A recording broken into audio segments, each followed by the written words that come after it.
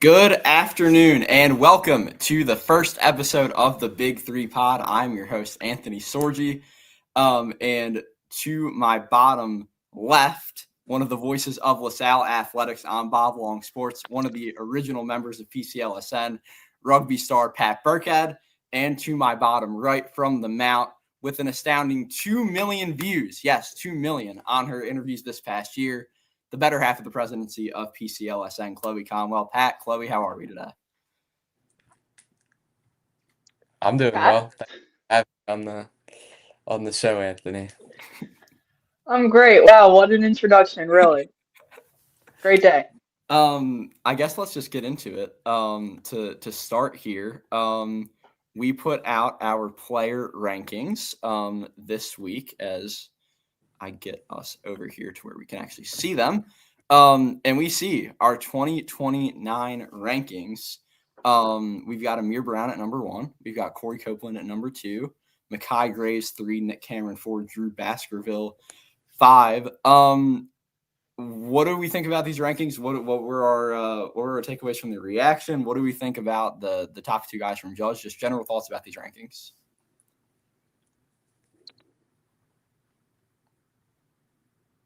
Pat? Yeah, I think all 5 of them are really good players, and obviously Amir Brown at the top has so much potential with his size, and he just moves really fluidly on the court. Um, 2 really good guards in Corey Copeland and Drew Baskerville. When LaSalle played O'Hara, I was really impressed with Baskerville. He can really shoot, so I think in a higher role next season he could uh, put up some pretty big numbers from three. I agree. I mean, it was really tough voting for these, if I'm being honest. And I spent, I would say, the most time with Amir Brown and Corey Copeland. They are both absolutely phenomenal. In Nick Cameron, I saw a couple games with Nick Cameron that I can remember, and I was impressed by him too. Yeah, I think across the board, I think these are all really strong, like High Graves, Drew Baskerville. It's a good list. Yeah, and I mean those 2 Judge guys at the top, both winning a PCL championship.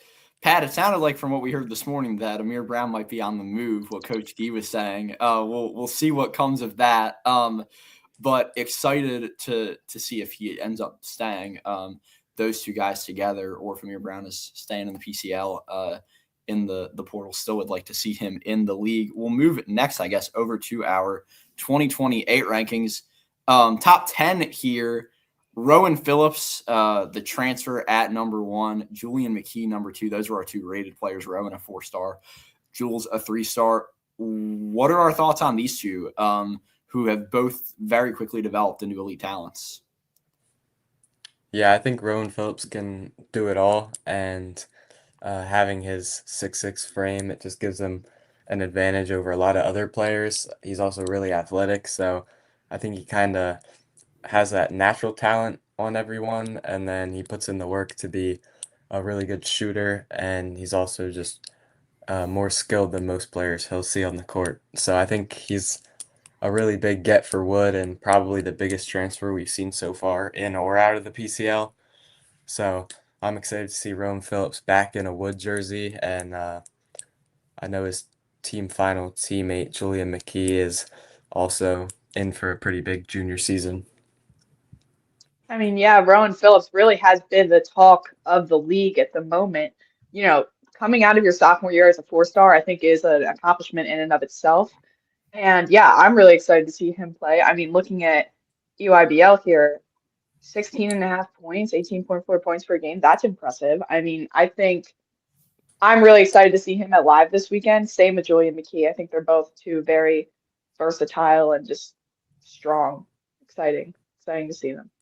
Yeah, Chloe, you mentioned that 16 and a half. That's 16 and a half points playing a year up with the rising seniors. That's really impressive from Rowan Phillips. You don't see guys do that every day. There's only a handful of prospects in the country, I think you could name, who were doing that at the current moment in time. Next, let's go to this 3 through 7. Aiden Lewis, the transfer from Lansdale Catholic, didn't make an all-Catholic list from the coaches, but we had him on our list. He was a tremendous scorer this season. Raison Harris, we've seen him have a high ceiling, high potential. He was ranked nationally by rivals last week. Dylan Powell is going to be starting for Wood this year. He is a really, really good guard. I remember seeing him play JV before the varsity game. He played against the Prep and being wowed by the way that he dominated on the junior varsity floor. Yasir Turner, an all-Catholic selection this past year for Carroll. Carroll loses a lot. We'll talk about that in the team rankings. And then EJ Stanton, he has gone off on EYBL this year. Thoughts on those next five? Yeah, I think those after Raison Harris at 4, those 3 guards are almost interchangeable. I think the PCL is lucky to have 3 2028 guards as good as those guys are. I think why I had Dylan Powell above the other 2 is his athleticism. He can attack the rim. We've seen him throw down some monster dunks that change the momentum of big games. But Yasir Turner and EJ Stanton, I think they're both really good shooters, especially EJ Stanton. You saw that big 3 at the Palestra. But I'm really excited for EJ Stanton because he's going to have a much bigger role this year at Neumann-Goretti.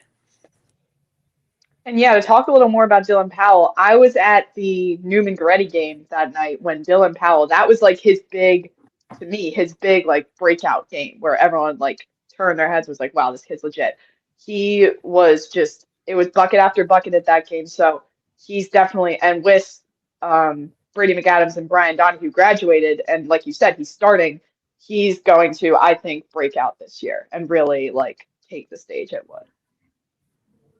Yeah, EJ Stanton, I want to go back to him. He's got the Towson, LaSalle, and Ryder offers, but he averaged 12 and 4 this spring with EYBL. He's on NJ Scholars, their 16U team.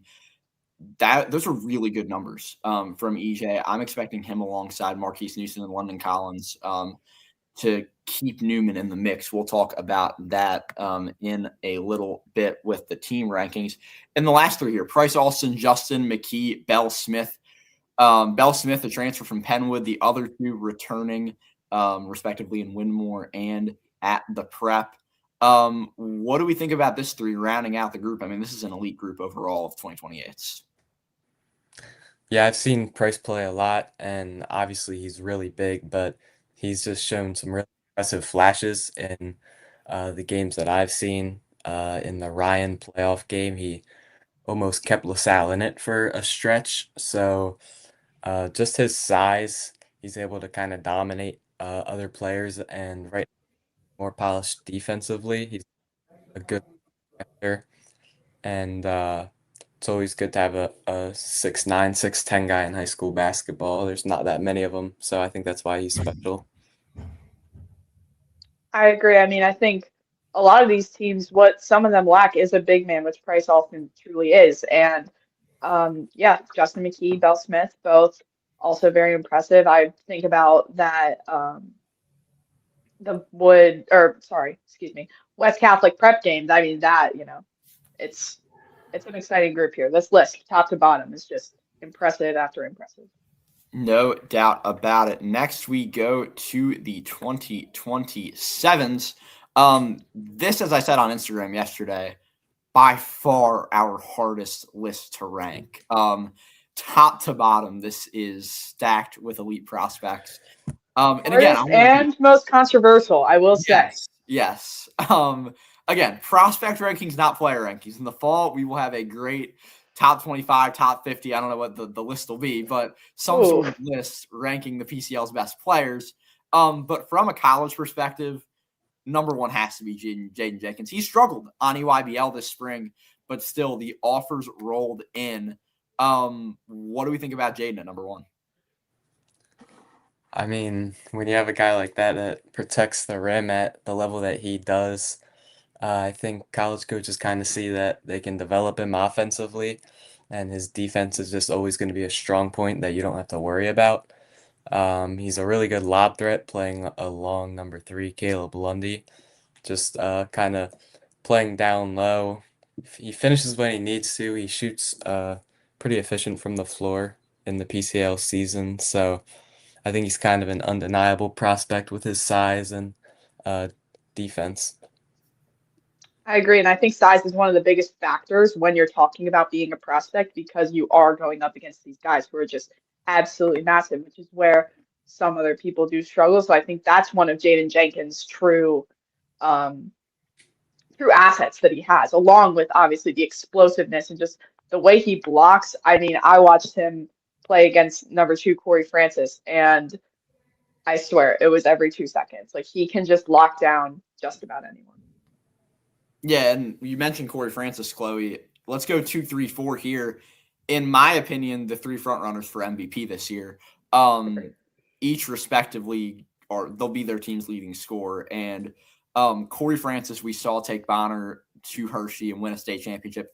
Caleb Lundy, we saw play phenomenally throughout the entire season. And Marquise Newsom, we talk about guys putting a team on their back and carrying them down the stretch. That's what he did for Newman Goretti that entire playoff run. Him and Deshaun Yates single-handedly got them to the PCL championship.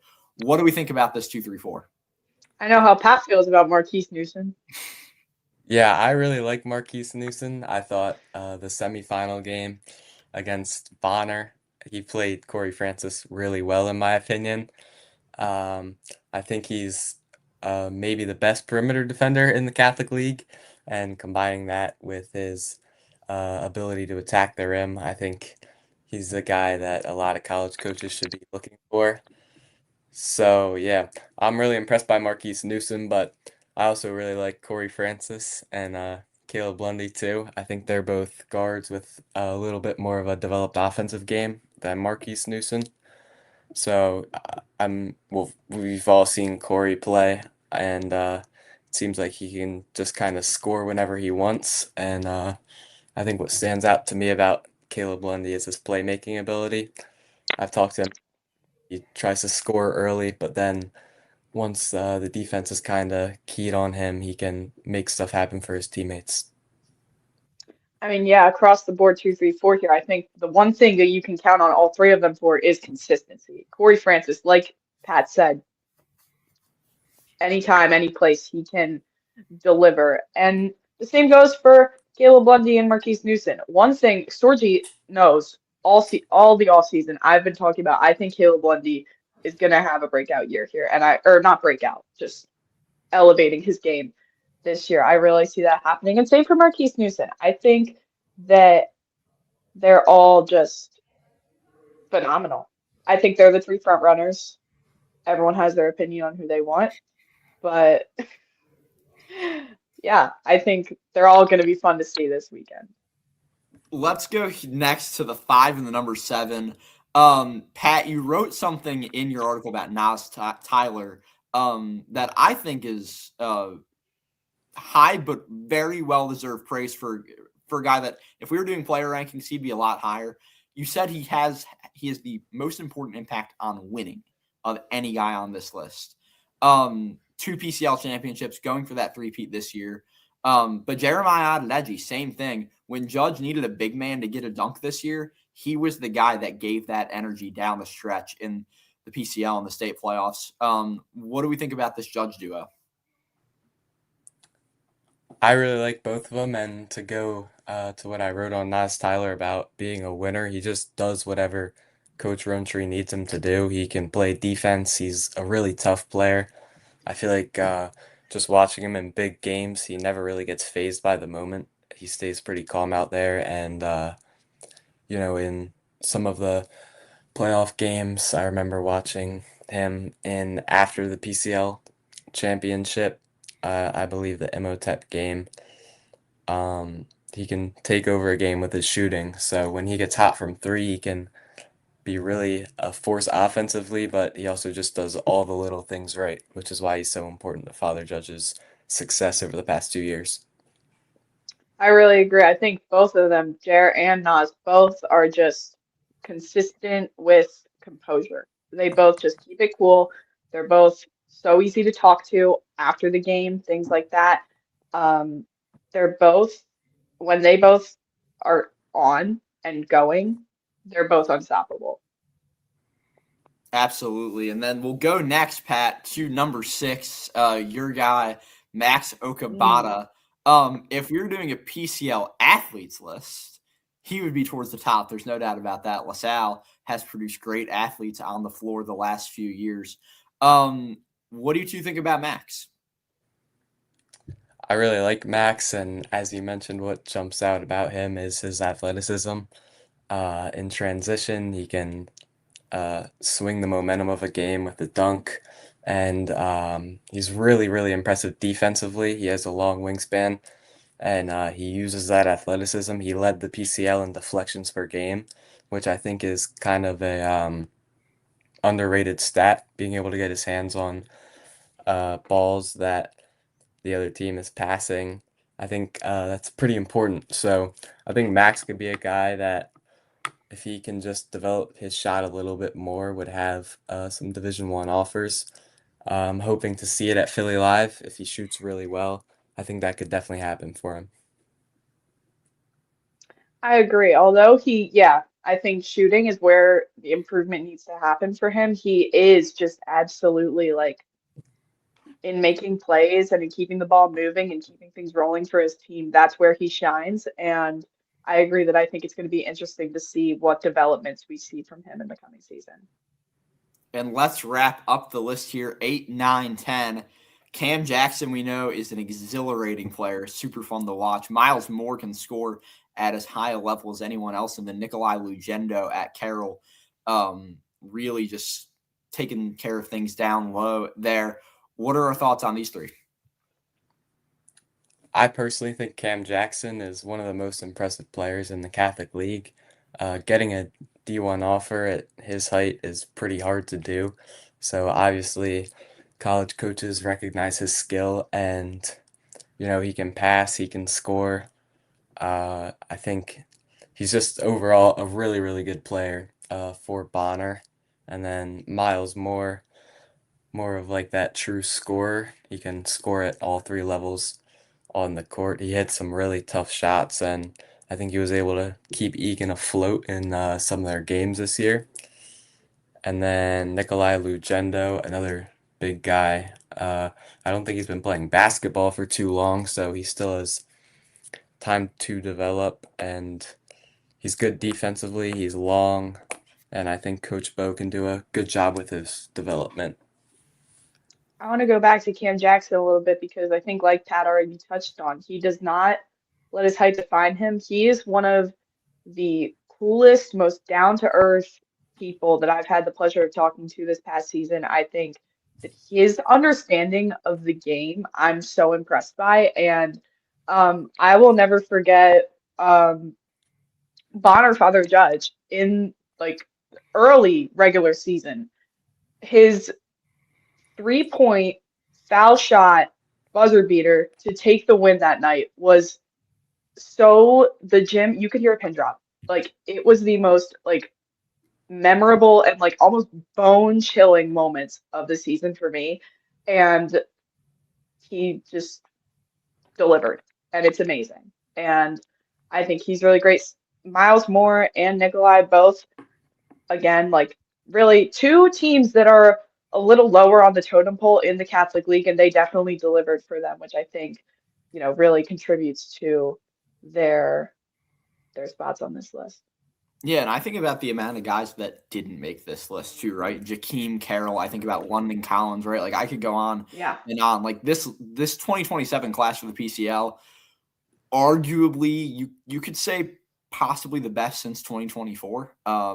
Very star-studded. You got a few guys that, I mean, we know Jaden Jenkins is going to go high D1, but I wouldn't be shocked if Corey Francis picked up a high D1 offer. I wouldn't be shocked if Caleb Lundy did either. We know Marquise Newsom has a few already. This 2027 class, top to bottom, is going to put on a show. Chloe, I'm sure we'll have more of those buzzer beater moments with these guys this season. But let's go to talk about some of our stock risers. As a whole, we went through the list. Is there a guy on here that you think either of you are like, this guy's stock either has risen this spring and I want to talk about him, or a guy who you think the stock is going to rise this summer?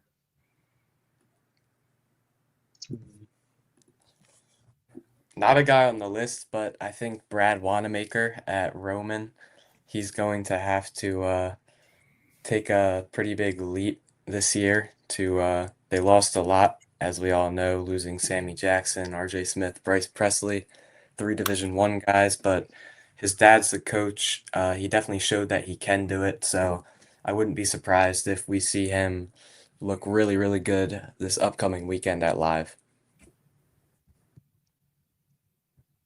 Chloe? Chloe? Okay, I'll go. I think we might have lost Chloe there. I'm going to go with two guys. EJ Stanton, who I mentioned earlier. Very, very impressed by EJ. And then I'm going to go Shane Jackson. I think Pat liked that when we were texting earlier. But Shane averaging 7 and 7 this spring on EYBL.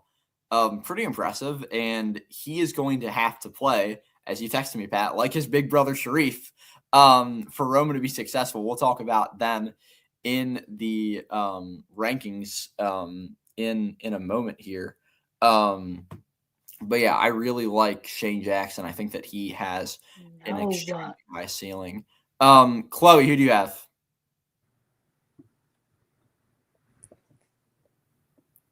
Okay, I'm not sure what's going on. I think Chloe's audio might be out. So we'll get her back on in a moment. But let's go next. Pat, let's go to the transfer portal. And let's take a look first here at Nick Neary. Pat, break it down. Nick Neary heading to Germantown Academy. Yeah, Nick Neary, I've seen him play a lot of games as well for LaSalle. He started last year. He started most of the games this year. After coming back from that football state championship run. But he rebounds really well for a guard. He's super strong inside, and the offensive rebounding numbers, sometimes it feels like he'll just pretty much grab every offensive rebound. So he did a lot for LaSalle. He's a really good leader. He's a great guy too. So definitely a loss in terms of basketball for LaSalle, but also a really, really good locker room piece. No doubt at all. We will go next then to Nair Farlow. Very solid piece for West Catholic. Pat, what do you think about Nair? Yeah, I think he's widely considered as one of the better defenders in the Catholic League and even the area. He guarded some really, really good players in that game where West Catholic came back against PW. I think he was guarding Monty Sajid sometimes, so definitely a pretty big loss defensively for West Catholic.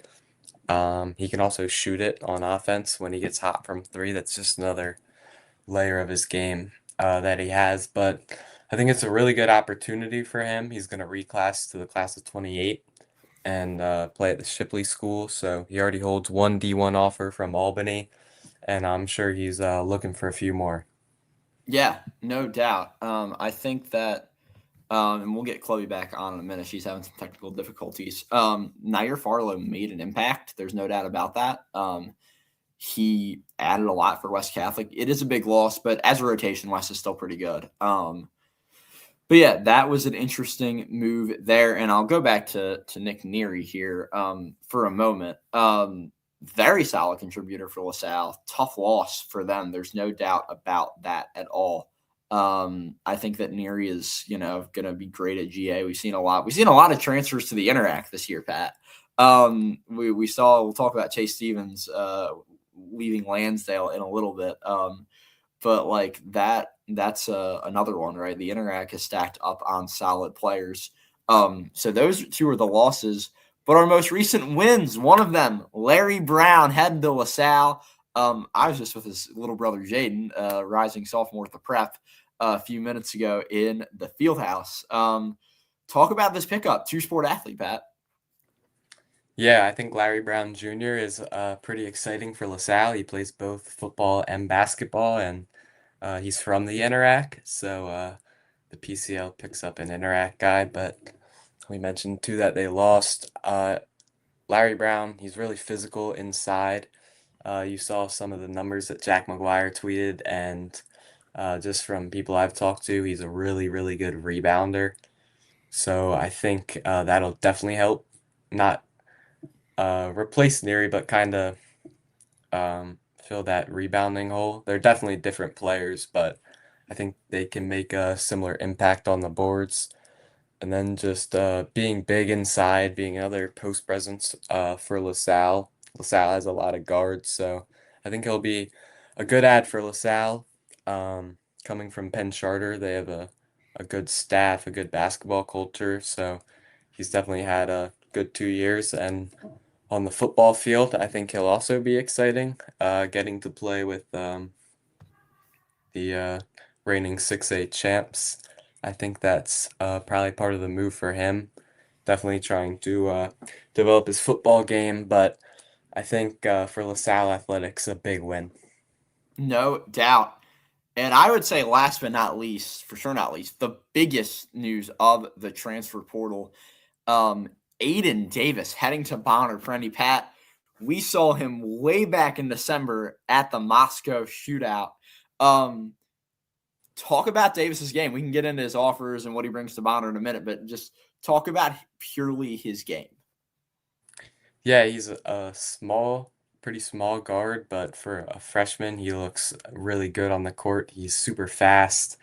I've seen some clips where he's just gotten some clean steals. I think he's going to be another smart player for Billy Cassidy and the Friars. Coming from that St. George's team, we saw him play Newman Goretti at the Moscow Classic, but I think he's a really exciting player. I think good to get. Bonner has a lot of 27s, so good to get a 29 for them. No doubt. And he has the Drexel offer right now. We know that. You got to think he's going to pick up a couple more at Philly Live, right? Yeah, I definitely would not be surprised. And I think the one thing here that's notable is I feel like he's just a Bonner player. You know, Deshaun Yes. and Jackson, like they have small guards, and I think some people think it might not work, but then you go and see them play, and they're really good. They can play off of each other. So I think joining that guard play probably or definitely puts Bonner at the top of the PCL in terms of guards. So the Bonner might not have the most size, but those guards can really play, and Davis is a big add.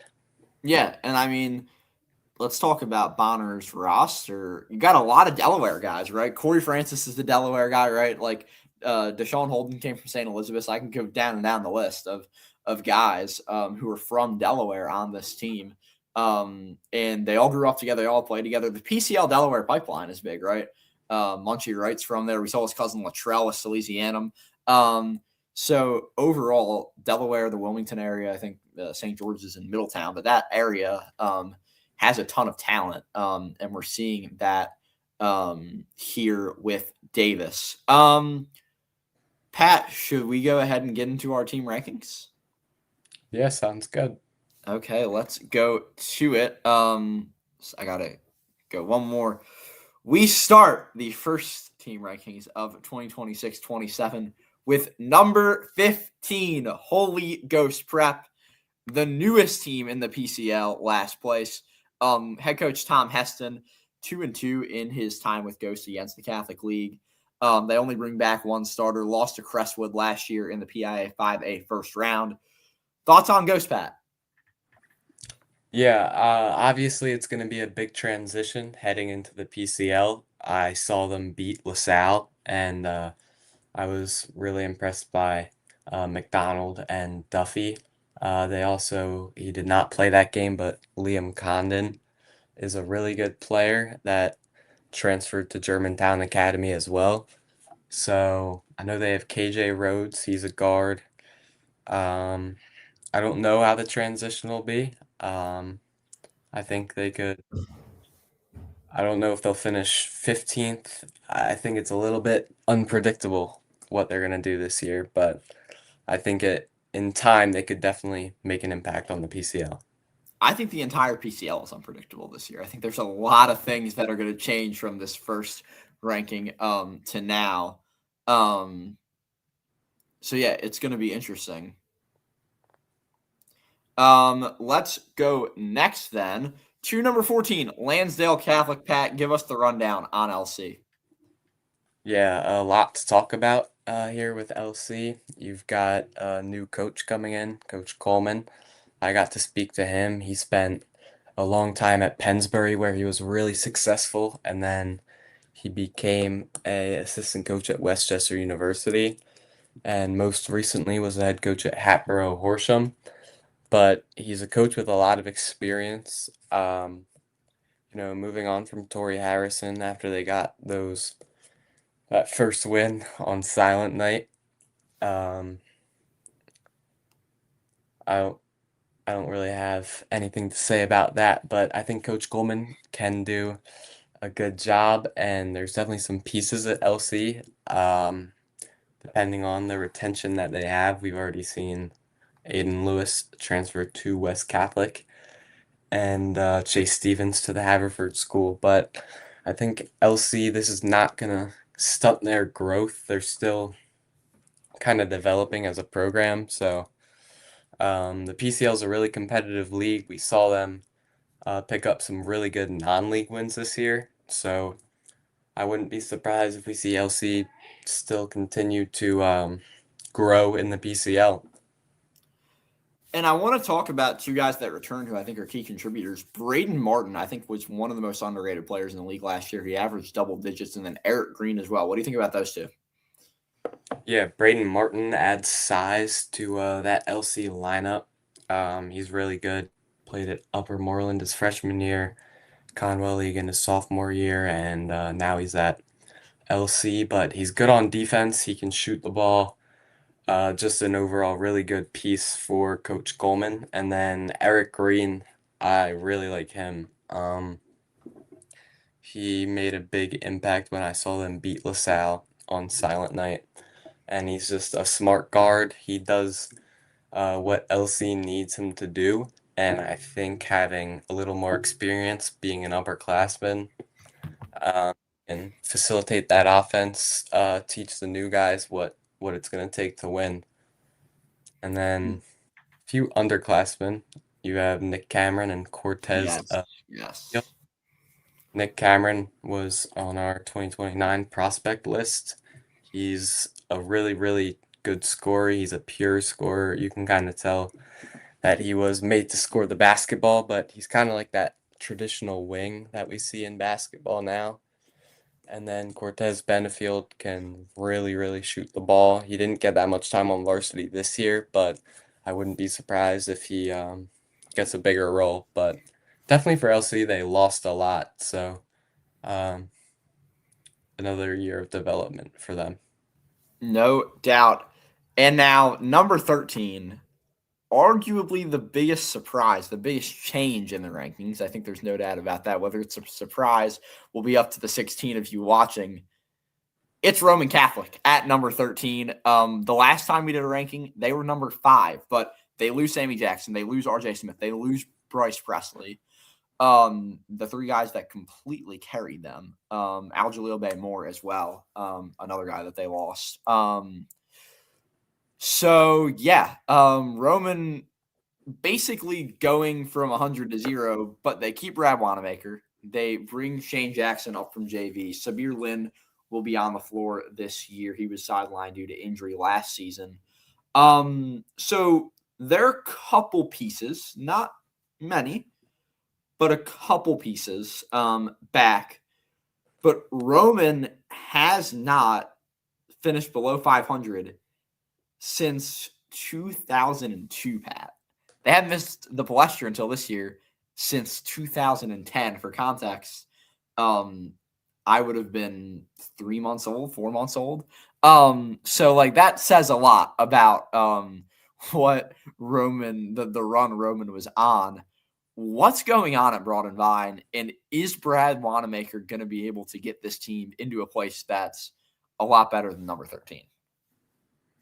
Yeah, I had them a little bit higher personally. I think the guys that didn't play as much, you have to note that they were behind stars like Sammy Jackson, RJ Smith, and Bryce Presley, so I think we have to take that into consideration. I mentioned Brad Wanamaker, I think can take a step. You have Shane Jackson inside, who comes from a basketball family. He's definitely, I think, ready to play varsity minutes. He's seen his brothers do it. I think he's ready to carry the tradition. And Sabir Lin, I remember being excited to see him last season. Unfortunately, he was hurt, but I think he could have a really big impact on this team. And the way high school basketball is now with all the transfers, I don't know anything personally, but Nor do this I. this team could be in a completely different spot in a week. Yeah. We never know who they're going to bring in. This could change really, really quickly with the tradition and culture that Roman has. I honestly wouldn't be surprised if it changes, but I think 13, their roster isn't as good as it was last year, so we're just gonna have to kind of see with them. Coach Brad Wanamaker is gonna have to kind of do his thing. It's his turn at Roman to build the program how he wants to do it while taking some of the old things. So maybe it's a transition year for him to kind of set his culture. I don't want to sound too critical, and I don't want to down an opponent, but at COBL warm-up, they lost to Milton Hershey. Milton Hershey is not a type of team that any PCL team has any business losing to. Most PCL teams have no business losing to just about anyone in the state. You can say MOTAP, you can say Coatesville, and I'd be okay with that. Central Dauphin on that list, but you can't lose that type of game. You only scored 42 points. That says that something's wrong. And the good news is that they have plenty of time to fix it. So I'm not overly concerned. I'm not fully sounding the alarms. If Philly Live goes horribly, though, then I think that there's going to be some question marks. And I think that if Roman finishes below 500, Pat, we know how much their alumni love basketball. There will be some alumni that will be up in arms about a sub 500. Even a back-to-back years not making the plastron. Yeah, definitely.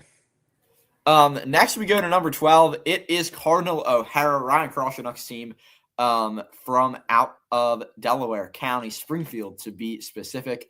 Last year, Jack Quinn did a great job with this group. Toby Hartman as well in that Archbishop Wood game. They had the upset of the year in that one. But now it's up to DJ Jones, Gabe Skehan, Caleb Hargrove, Drew Baskerville, right, to carry the torch. Yeah, big win against Wood. They didn't have too much success other than that, but I think this is a team with definitely a little bit of potential. DJ Jones is a really, really good player. He has a good frame. His dad, Dwayne Jones, was a great player at St. Joe's and now a coach there. So he's a coach's son. He definitely knows the game. His little brother, Dylan Jones, might step into a varsity role this year as well. So those two definitely can help form that front court. And a guy that I really like is Caleb Hargrove. I saw him against LaSalle, and he's a really quick guard. He can definitely help lead this team. And honestly, I think him and Drew Baskerville, it's a pretty good backcourt for O'Hara. So I think they could definitely make some noise. I think Baskerville, he can, has seen really shoot the ball. Is it fair to say that this O'Hara group has a high ceiling?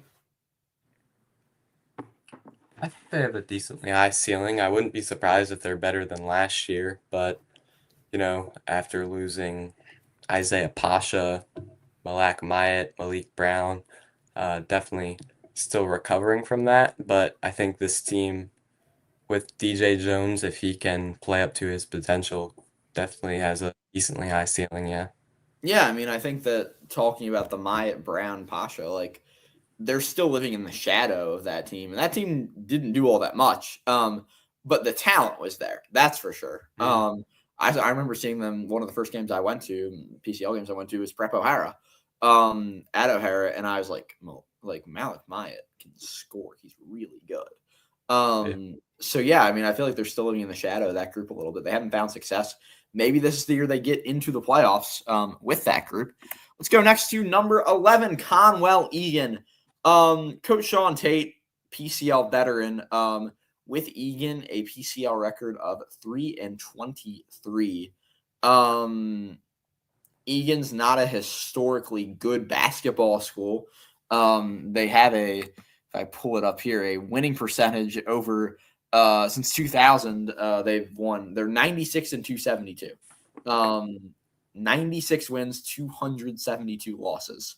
So I don't think it's a Sean Tate issue. I think it's more of a systemic issue.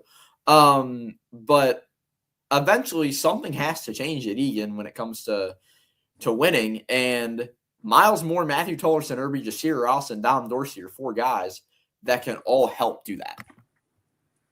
Yeah, no, we were all a little bit higher on Egan last year than they ended up being, but with that core, I think they can definitely make a run at the playoffs, the play-in. So obviously, we know Miles Moore is a great player. Matthew Tollerson Irby is a really, really good point guard, and then those two other guards in Ross and Dorsey are impressive as well. I think it might be a little bit hard for them to replace Justin Bob.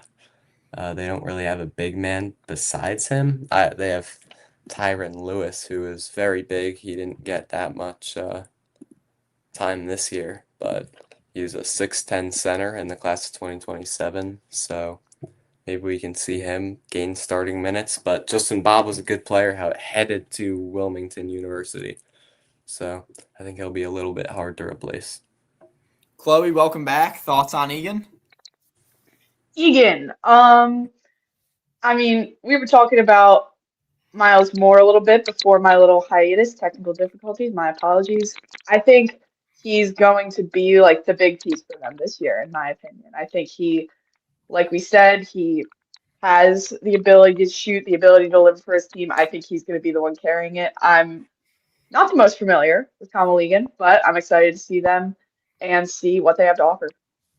Yeah, and we will go next now to number 10, now to the playoff teams, at least the projected playoff teams, where we have Pat's LaSalle College High School Explorers. Finished number 10 last year, right, Pat? Yeah. Lost to Archbishop Ryan. What will be different this year that can get LaSalle above that 10 spot?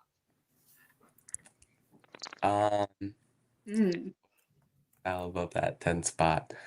Well, there's hopefully not going to be as much turnover as the year before, losing Parisi, Joey O'Brien, Grayson McHugh. He's out tomorrow. So you're not losing as much. You've got guys that are going to off-season workouts together. They're playing together. They played games last year together, and there's definitely some pieces, guys with varsity experience that didn't have it last year. You know, Jackson Carroll, Jaden Carr had some big he put up some really good numbers at the Penn team camp. So I think LaSalle definitely is gonna want to try to make it out of that play-in that they've been stuck in for the past 2 years, losing to Archbishop Ryan. I think it's definitely possible. You have Larry Brown now, so I think they can definitely do it. They've shown the flashes of doing it. It's just now about putting all the pieces together and playing more consistent. But when they're playing good, they can be a good team. They took Judge to overtime, you know. So, yeah. Chloe? I mean, yeah, I agree. I think on paper, really, they don't seem to struggle the way that they do. I think turnovers are definitely their Achilles heel. Looking at the roster, they, they have Max Okabata, they have Tyler Branson, Larry Brown. That's going to be an interesting grab for them. I'm interested to see what he offers to this team. And, Jaden Carr, Jackson Carroll are going to be getting more minutes, like Pat said. I think that they totally have the ability to climb these rankings a little bit for sure. Yeah, and I mean, I talked about the shadow a moment ago, but I think there's a shadow with LaSalle too, like you've talked about, Pat, because that Parisi O'Brien team, again, didn't win much. But like Joey O'Brien was the best athlete this league has seen on the basketball floor in a good while. And Nick Parisi could score at as high a level as anyone. I mean, other than Corey Francis, essentially, Corey Francis, I think, is the only guy that beat him out this year. Maybe one or other two guys did, but like Nick Parisi was a tremendous scorer. Very easily probably could have played D2 or D3 ball if he would have wanted to. And Grayson McHugh down low too, right? Like this group of 2024 or 2025s, or for the most part, Joey O'Brien 2026 didn't play this year because of football, but the 2025 class was great. And they're still living in that shadow. Okabata, Branson, great duo to get them out of that. Larry Brown and Jaden Carr will be a big help as well. And then next, let's go number 9. I think if we were to have done these rankings this week, Archbishop Ryan would be higher because they had a tremendous weekend of pre-live play. These rankings were voted on last week.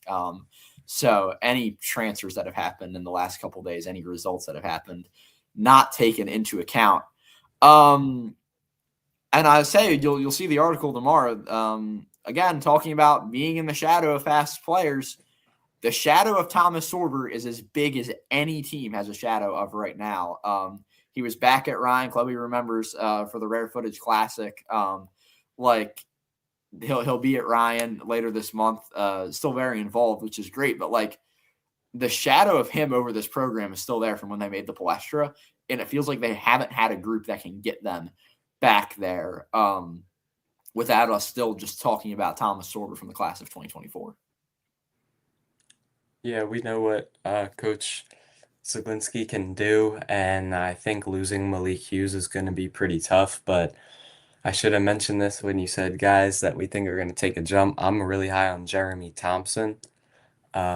When LaSalle played Ryan in the regular season, they just couldn't guard him. He's really good offensively, so he can help fill that scoring left behind by Malik Hughes and Isaiah Gore.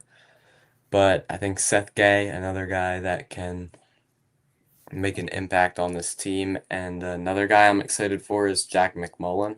He got injured before PCL play last year, but he is, or maybe he played a few PCL games, but he's a really, really good shooter. He had some size to Ryan, and just having that 3-point knockdown guy could be big for them. Chloe?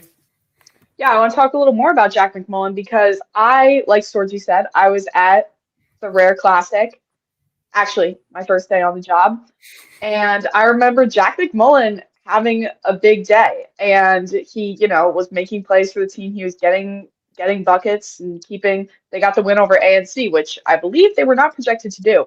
And I just remember, and then I wasn't seeing a ton of Ryan throughout the PCL season, and I remember being like, where did he go? And so I think he's definitely gonna give this team a lift in the coming season now that he's going to be getting more playing time. And another guy that I'm surprised Pat didn't mention is Gavin Capan. He'll make an impact this year as well for the Raiders. I know that's one of your favorite guys in the league, Pat. Let's go number 8. We go high on the hilltop to Radnor, Archbishop Carroll. They lost Ian Williams. They lost Drew Corral. They lost Nasir Rawls. 3 huge losses. Somehow, some way, I don't think any of us really understand how. They lost Munir Gregg. They lost Luca Foster. They lost Christian Matos. And they got better. They went from 11 to 5. And then now they lose these guys. They bring back Desir Turner, got Nick Legendo. What do we think about Carroll at the current moment in time? I really like Yasir Turner. I think he's a really good guard, and we know they made that States run a few years ago with Luca Foster and all them. So I think those guys, Ian Williams, Drew Corral, kind of,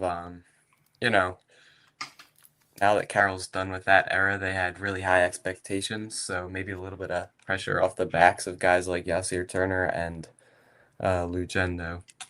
But I think they could definitely in that tier where they're trying to make it to that second round and give themselves a chance at the Palestra. I think the biggest thing to take into account is just their ability to deliver on the road. Over the last season that we just saw, when they were at home, they were delivering consistently. That's going to be the biggest thing that's going to separate them from staying at this level that they're at to getting to the higher level and making a Plester run and things of that nature. Yeah, I agree. I mean, we talk about at home, like they beat Newman, they beat Judge, but they were pretty flat in the quarterfinal, I feel like, against Newman on the road. Another thing about Carroll we didn't mention, they were bounced very early from the state tournament 4A. No one expected them to lose to Bishop McDevitt. I was there when they beat McDevitt, or I was there when Devin beat McDevitt, and I was not 2 years ago. I was not very impressed with McDevitt. And like for them to lose that game, that they had no business doing that. That's 2 straight years. They lost, I think, Shanahan 2 years ago, and then McDevitt this year. So really tough draws for states and for Carolyn States, but within the PCL, I mean, yeah, if you get to that quarterfinal Friday, you're 1 win away from the Cathedral. Let's go 7. I think this is when we get to like some teams that can actually contend for the Palestra. Devon Prep went on as miraculous of a run as we've seen a PCL team go on over the past couple years to the state tournament. This group is fun. They're scrappy. They're tough. Jason Fisher is one of the best coaches in the league, in my opinion.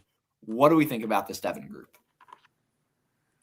Yeah, Jaden Kraft is a really good player along with Cooper Fairlamb, but I feel like they're returning so much and having them all with varsity experience in Coach Fisher's system is just, I think, really big for them because we know what he can do, even with less talent than other teams. We saw it 2 years ago in that Palestra run with Reese Kraft and Zane Conlon.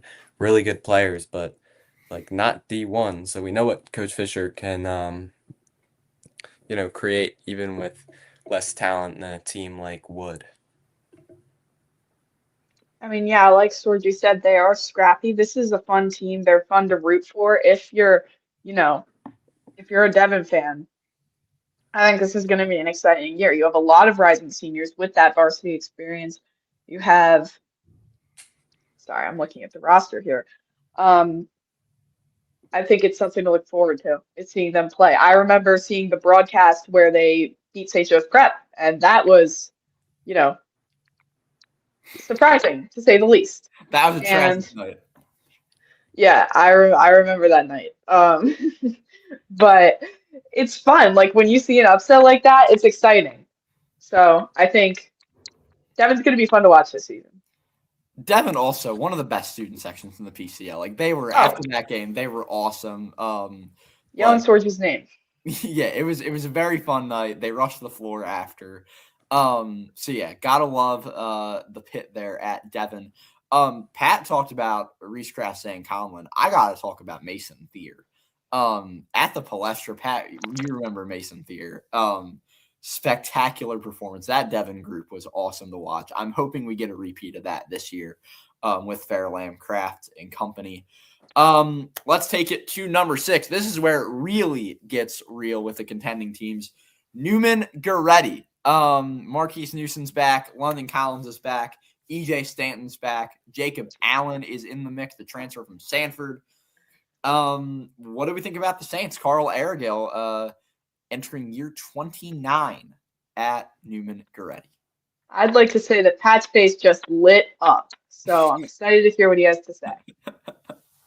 No, I think I have Newman Goretti a little bit higher than 6, but obviously I think Marquise Newson is really good, and London Collins is a guy that losing the guard play of Munchie Wright, Deshaun Yates, and those guys, he's gonna have to take a jump, and I think he can do that. We've seen it at times. He was more of an energy guy this year, but he has Division I offers, I believe. So him, EJ Stanton, 2029 Amari White, who was very close to making our list there. Yes. And move up to varsity and make his impact known. And then Jacob Allen is exciting too. I think kind of all that they lack is a true big man. Newman Goretti, when they're on, they are on. They are fun to watch. They have a fun student section. It's a great game. They have the tendency to underperform and to, be too relaxed in a sense. Like they'll just sit back and just like that, the game's over. They lost. And they were doing that with Munchie Wright, with Deshaun Yates, with these strong seniors that they have that you saw performing. And they were still losing these games that maybe they shouldn't have lost. So I'm interested to see if Carl Arigill's tone changes with them, how their play changes, and how the absence of those really strong seniors affects their play. I think they could really go either way. Yeah, and I think that I'll run through quickly here. I know we're running out of time before we get prep basketball head coach Chris Clark on the show, but I want to say that I think Chloe, you and I have talked about this a lot. Like they only turned it on when they had to, right? In the Absolutely. and that did not work against Father Judge. I think they thought it was going to work. It did not work. I remember sitting at home the night when they played Bonner in the semifinals, and Newman was down a few at halftime, I think, if I'm remembering correctly. And I thought, That's right. yeah, they're going to win this game just off of, that if Newman's a couple points down, they were probably going to win. Father Judge, though, they put him away. Coach Rowan and staff did a spectacular job that game. My hope is that was just a bad senior core when it comes to attitude. I mean, we know their talent, but I just don't think they put it all out on the floor. I think that Marquise Newsom, EJ Stanton, London Collins, that's what they're going to have to do this year. And I think that it's not an issue with Ariel. I mean, he's won 13 hubcaps. I don't think anyone's going to question that. I think it's much more of a question of the senior class. Let's jump next to number 5, West Catholic. By the way, I want to give a shout out. Our guys at Philly Hoop Group are posting all of our rankings as we go along here on Instagram. So shout out to them. But now we get to the top 5. West Catholic lost to Archbishop Wood in the quarterfinals last year. Lost Kingston Wheatley. But for the most part, they return their core group. Exciting group, a lot of depth here. What do we think? Yeah, they won that playing game against the Prep in Coach Lewis's first year. Kind of a surprise, I think. Maybe wasn't really expecting to have that job when Coach Boca Chica left. But, getting Aiden Lewis is really, really big for them. We saw what he could do at LC, and even though LC wasn't as good as West Catholic was, I think Aiden Lewis could still be the best player on West Catholic, especially with the loss of Kingston Wheatley. But I think they're also going to need Makai Graves to step up in the front court with the loss of Kingston Wheatley. So I think they're definitely a team that's going to contend for the Palestra. They have really good guards. They got Bell Smith, Kim Johnson. But yeah, I think they're a contender for sure. I'd agree, Pat. I think that Aiden Lewis is going to be a big grab for them. You saw the way he was able to perform with Lansdale Catholic, who was, pretty low on the totem pole. And I think with him, he's going to be a big piece. And yeah, the loss of Kingston Wheatley is going to be tough for them. But with the way the rest of the team is able to perform, I think they are definitely a contender. Yeah, and we'll go next here to number 4. It's my St. Joe's Prep Hawks, and before you two get into it, I think it's worth saying that the story for St. Joe's Prep is one word. It is depth. Top to bottom, this team is going to play 8, 9, 10 guys probably. My guess is 8 or 9. And we know the Julian McKees. We know the Jaden Howletts. We know the Miles Petersons. But, you guys got guys off the bench like Allie Harvey, like Nate Finn, who are going to make an impact, I think, because of their size. Luke Moransky, I think, is set for a breakout year. Quickly, as I know we got to keep moving. What do we think about the prep? Yeah, I think the prep, we know they have the McKees, so definitely they have some star power there. And then I think the loss of Will Lesovitz is pretty big, to be honest. He played very good against LaSalle, and he was a senior leader for them. So having to replace that leadership and offensive production could be tough. But you mentioned Jaden Hallett. I know he won the Hustle Award. Yes. So if he can lead by example there, I think the rest of the team can kind of step up and do it as well. I agree, Pat. I think leadership is going to be the biggest thing with how this team performs. I think, as with most teams, you know, every team in this league is talented. Every team has their strengths. Every team is able to deliver. The biggest thing is having that leadership and having someone to like put some fire in their butts, get them going, get them up. I remember, I forget, Sorgi, I totally drawing a blank on what game this was that Prep was totally down and Clark got in the locker room, was in their faces about it, and Will Lesovitz came out and carried it. It's Carroll, something. yeah, they were down. Carroll, I think there you 2. go. And There we you can go. talk, I mean, Coach Clark. Obviously, I'm not going to talk too much about the locker room, but like when he like gets on them, like the group is responsive. Will Lesovitz was like number one there. Yeah, so to my point, Will Lesovitz with the leadership there. The leadership is what is going to carry a team from being middle of the road to being towards the top and making a Palestra run like that. No doubt. Let's go number 3 here, the reigning champs, Father Judge. I guess I'll ask just a quick question here as a quick hitter. Who's going to have the biggest impact for Judge this coming season? I think Nas Tyler. We mentioned earlier his impact on winning, so I already explained that. But now being a senior with a few losses in Derek Morton Rivera, Rocco Westfield, and Max Moshinsky, he's going to have to step up even more. And I think that we know he can do it. I agree. I think Nas is going to be a big piece, if not the biggest. I think, is going to be a wonderful leader for this team. Like I previously was talking about, I think he's going to be able to get his guys going. Same with Jeremiah. I think they're both very strong players. I think they're both very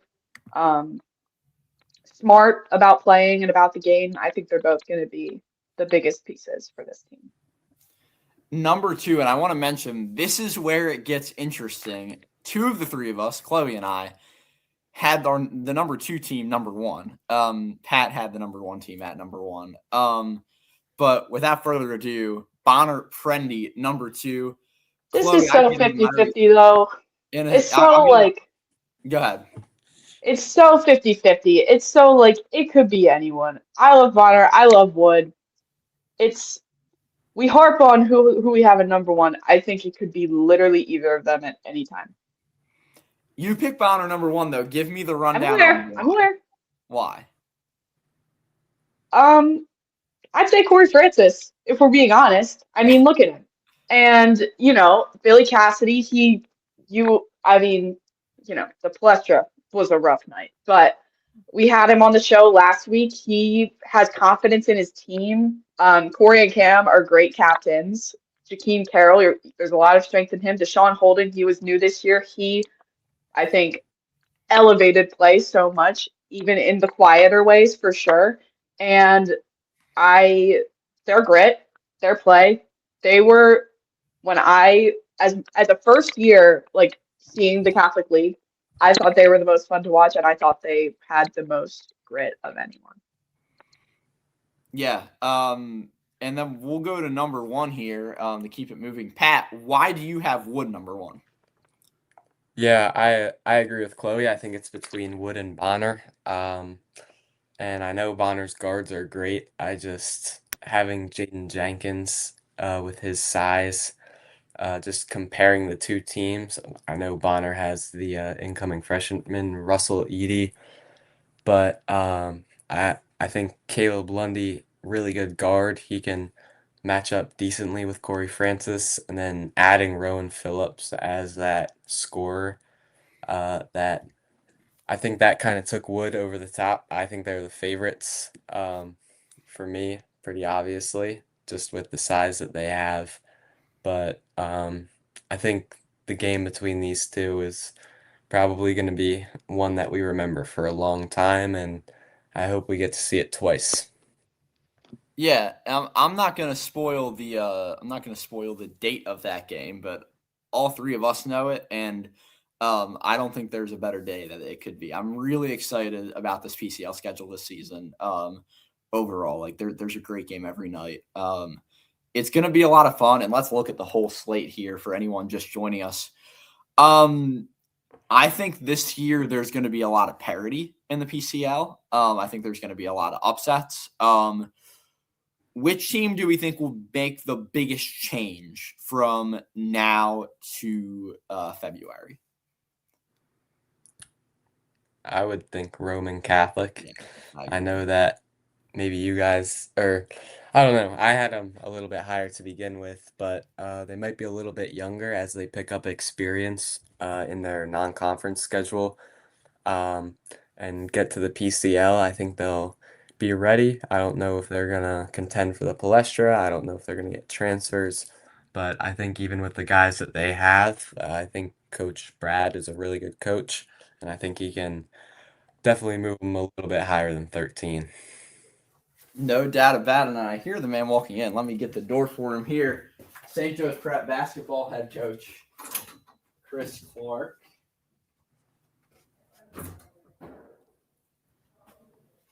Got the door open there.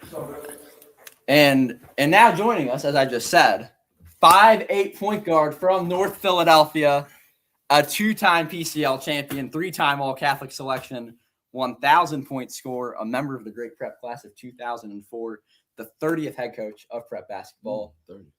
Chris Clark. Coach, welcome on. Thank you. Thanks for having me, guys. Good to be here. I guess we'll start with Philly Live. We just released our rankings live on the show. We have your group at number 4, which means, as we've talked about, expectations are high.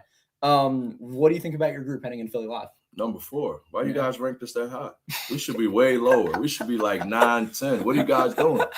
We should be 9, 10, man. You know what?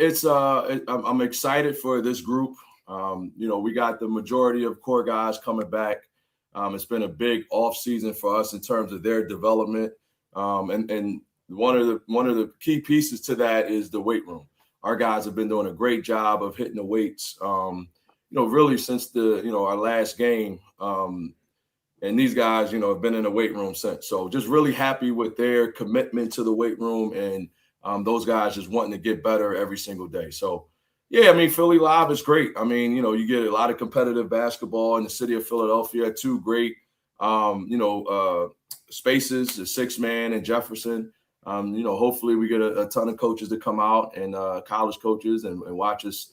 And not just us, but just, the teams in the area. It's a lot of talent. So we're excited to be a part of it, we're ready to get things going. Chloe, Pat, questions? Coach, I just touched on this a little bit, but I've been talking a lot today about leadership, about senior leadership, things of that nature. Your rising senior class, what is your expectation for them? Chloe, it's a great question. The leadership piece is really important for any team, right? Any team that's trying to win a championship, and we all know how competitive the Catholic League is, and getting to the Palestra, how difficult a journey that is. You need senior, and not just senior, but I think you need leadership in general, right? But most of the time, it's your experienced players who have to provide that leadership for your team. And Miles Peterson, Jaden Hollett, and Kevin O'Connell are going to be 3 guys that, we lean on. I lean on a lot to lead this team. And it's always good to have your players lead the team as opposed to coaches, right? It's not about me. It's not my team. It's their team. They have to take ownership of it. Along with some of the, rising juniors that we have in that class, in that 2028 class, they have to take more ownership, and they have been doing that in the weight room, how we train, how we eat. Our connectivity is growing, and that's something that I'm excited to see as we, approach Philly Live, and even after Philly Live into the fall and into the, non-conference season. But, those three I rely on a ton for their leadership and just our everyday habits and our everyday interactions with each other, how we communicate with each other. How are we showing up, to the weight room, on the court, in the classroom when school was in, like all those things, stems from, everyone talks about culture, right? Our culture, but it's really how you live every single day, how you communicate, how you show up every single day. And I have high standards for those three guys, those seniors, and they have to lead our team if we want to be any good this year, especially in the PCL. Pat? Coach, we both know that the PCL has a high standard itself, and to even play in the league, you have to meet that standard. But how do you set a standard for your team to be at the top of the PCL and not just, one of the teams in the middle? Yeah, I mean, the PCL is tough, man. It's a really competitive league. We're excited to obviously be a part of it. I think for us, we have to be the most connected, the toughest team every night, and that's hard to do. That's really hard to do. And being consistent in that approach every single day in practice, in the weight room, how we eat, and just, developing those habits every single day. And, we're not the most talented. We probably won't be the biggest.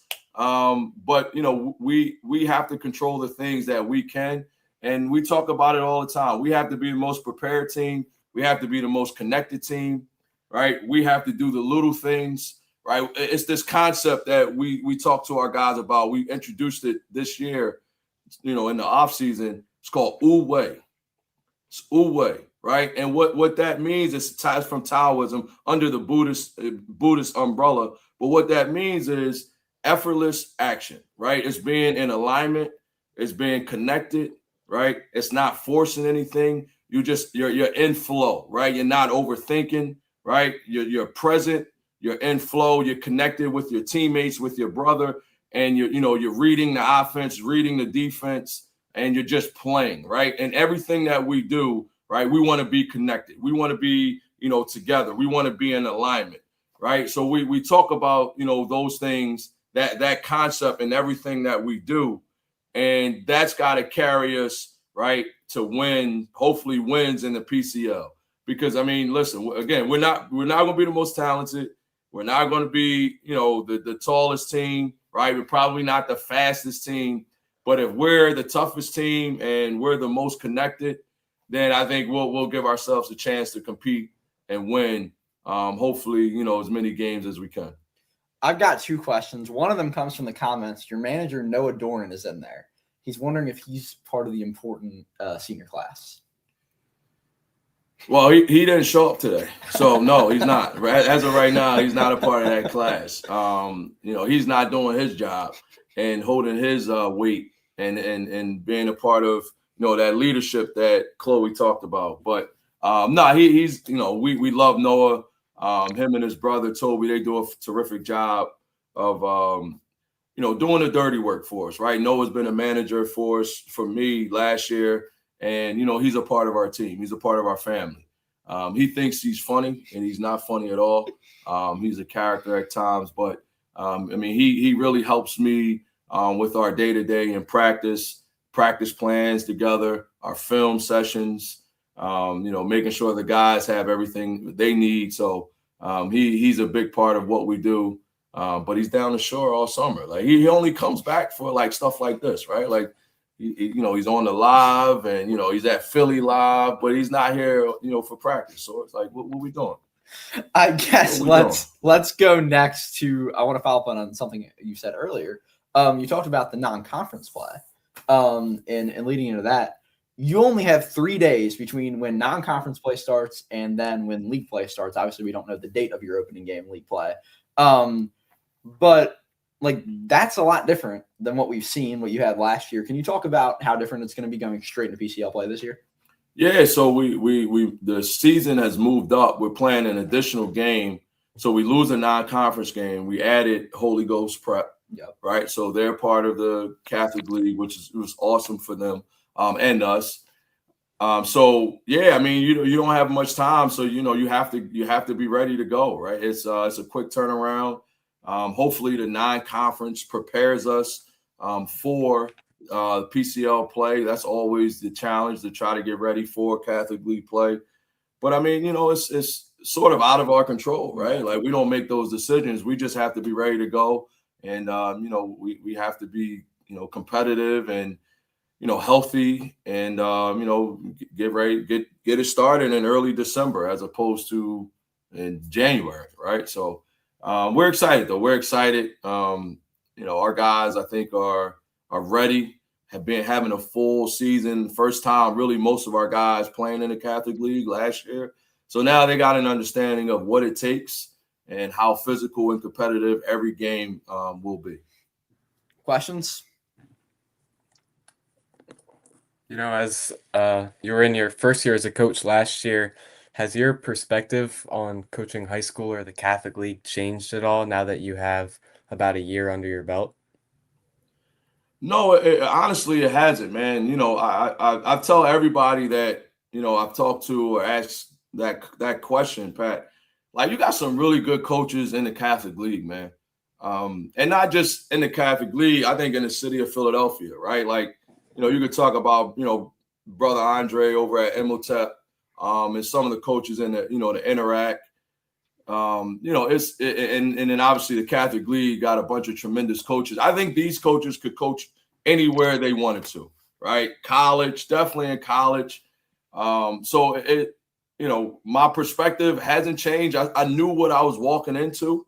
I knew how competitive the league was from, recruiting the league for, since I've been in college, was in college as an assistant coach, recruiting the Catholic League in the area. So I knew how competitive it was. I know all the coaches and how well they can coach, and how they have their team prepared every night, and building their programs. So it really didn't, I wasn't surprised or shocked by anything. I was just really excited to be a part of it and be back in it and competing against these guys. It's funny, like, when you're on the college side, you're rooting for a lot of these guys. Now I'm not rooting for anyone, Pat. I'm trying to kick all these guys' butts because I know they're competitive and they're trying to kick our butts. So I'm not rooting for any of them. When we play against each other, we're trying to kill each other.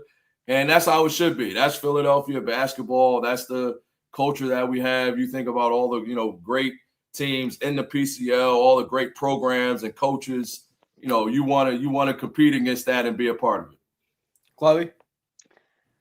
Now, Coach, you are a prep guy yourself, and you had a pretty successful career in your time at the prep. So in what ways does your time at the prep contribute to the way you are as a coach and what you expect out of your guys?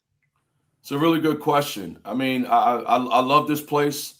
This place has given me so much in life. Outside of my parents and the North Philadelphia community, the prep has given me a foundation, right? Friendships. And, I got a chance to experience adversity. Got a chance to go through the ups and downs of high school and the academic side of it, the athletic side of it, the spiritual component that we have here, at the prep. So, you when you reflect and think about your experiences, we talk about gratitude in our program, right? Being thankful for and grateful for, all the things that you have, and not just, the positives of that, but also, right, the I wouldn't say negative, but the lessons that we learn, right? Looking at it as, this is going to help me become a better person, a better coach, right? A better teammate. and just taking all that, the culmination of all those experiences and all those challenges and all those, small wins, and, using that, as a foundation to build on. And that's really what, I'm here for. I want to develop these guys and the best, people that they can be. And if I can do that, I think the basketball will take care of itself. I really do. Like, these guys work really hard. The environment that we could create here at the Prep, and not just my program, but all the programs, it's special, and it's special to be a part of. So, and, that's really all I want to do, is to create the environment for them to be able to grow, to be themselves, and really to strive and be the best versions of themselves. And if we do that, then I think we'll have a chance to really do something special, Chloe. Coach Clark, I know you need to run, so we will let you go. But thank you for your time today. I know Pat and I will see you at Philly Live this weekend. I'm guessing Chloe will catch you live too. Chloe didn't make the cut? No, she's watching Judge and Bonner. And, she's big time. She's watching the real things. She's right there. Smart. Those are the 1, 2, 3, 4. Yeah, we're like 8th, 9th, right? No expectations for us. Make sure you guys keep breaking us slow, please. That'd be great for us. Coach, thank you for your time. We will see you this weekend. Thanks, George. Appreciate it. Thanks, guys. Appreciate you guys. Thank you, Coach. Thank you, Coach. Chris Clark on the podcast. Thank you again, Coach. Let's wrap it up after that. Let's get into Philly Live. As we just mentioned it, Chloe, I know that you and I are going to see, and Pat will see a little bit too as well. I mean, of Bonner Prendy. We've talked about them a lot today. They have a gauntlet of a schedule. St. John's from DC, they've got a 4-star shooting guard, a 3-star point guard. Lakota West, one of the best teams in Ohio. And then they have to play a 5-star in Reese Alston with Second Baptist out of Houston. Chloe, you watched a lot of Bonner basketball in your first year covering the league. Entering year 2, what are your expectations for them against this tough national competition? Now, they towered over the Catholic League. Them, Judge, Wood, all. The Catholic League is so tight, so that's difficult to say, but and then even beyond that, in the PIAA playoffs, it was blowout after blowout until they got to those tighter games towards the end. This schedule it's going to be something, but I expect the consistent things and the little things to be there. They're going to be tight. There's no doubt about it. There's no avoiding that.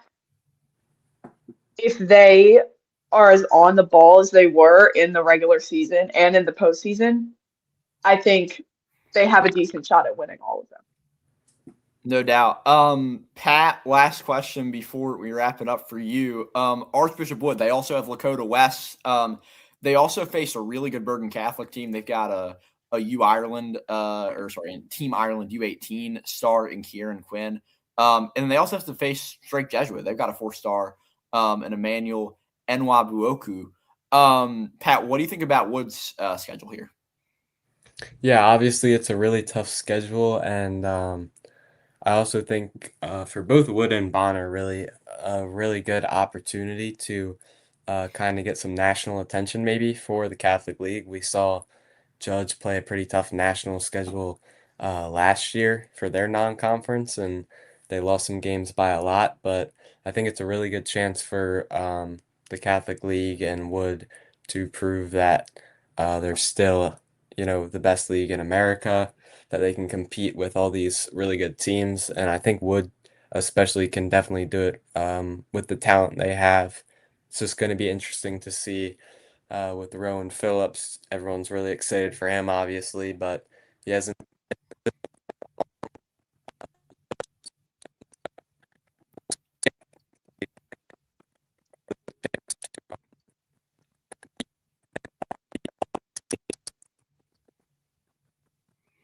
Yeah, Pat. Chloe, did Pat cut out for you there too?